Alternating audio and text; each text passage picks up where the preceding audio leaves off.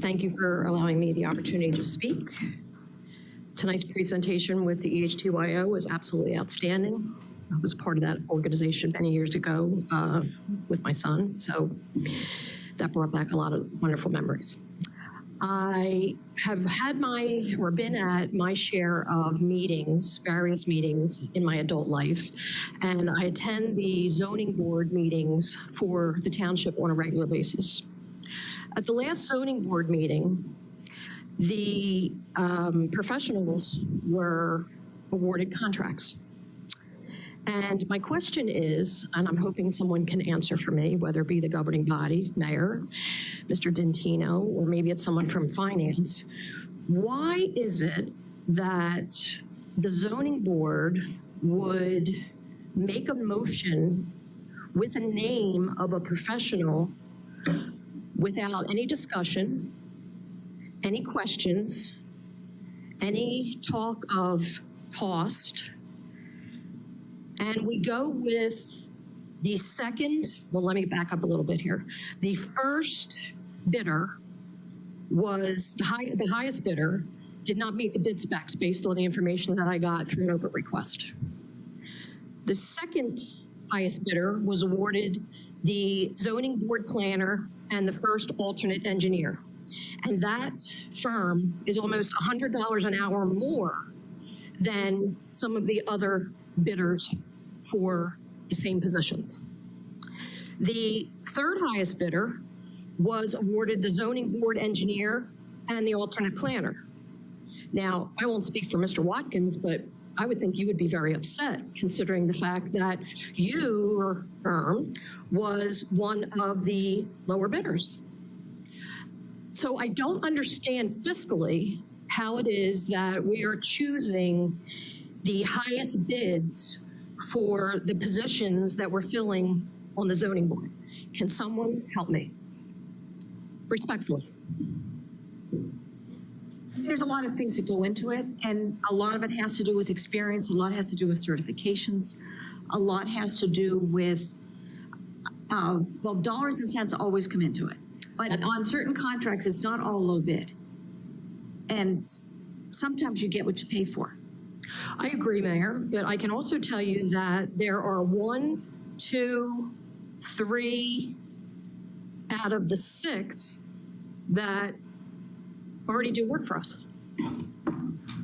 So that would tell me that they're qualified companies, they're qualified vendors. And if they have the lowest responsible bid, based on what I'm looking at here, why would we go with a higher bidder and not be more fiscally responsible when we're talking about over $100 an hour?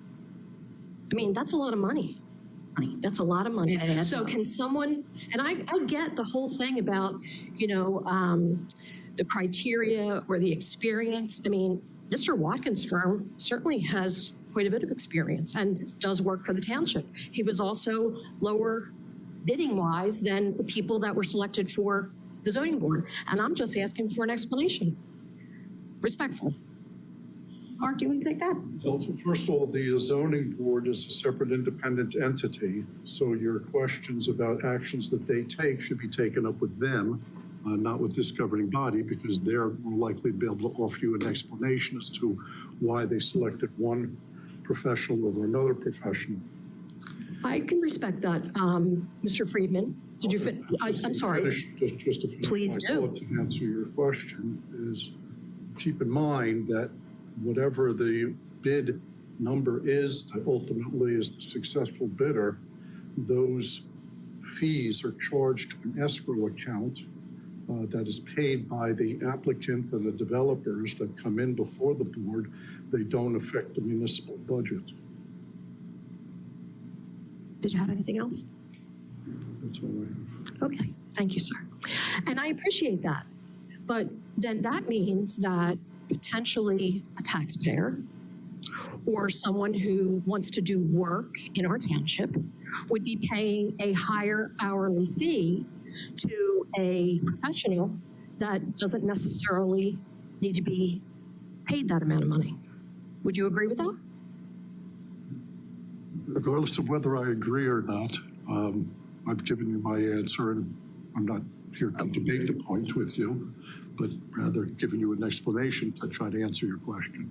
Okay, well, then I respectfully say that I don't feel as though my question has been answered, and maybe you're not the individual who can answer it. But ultimately, the financial aspect of this township lies with the governing body, with the business administrator, with the finance office.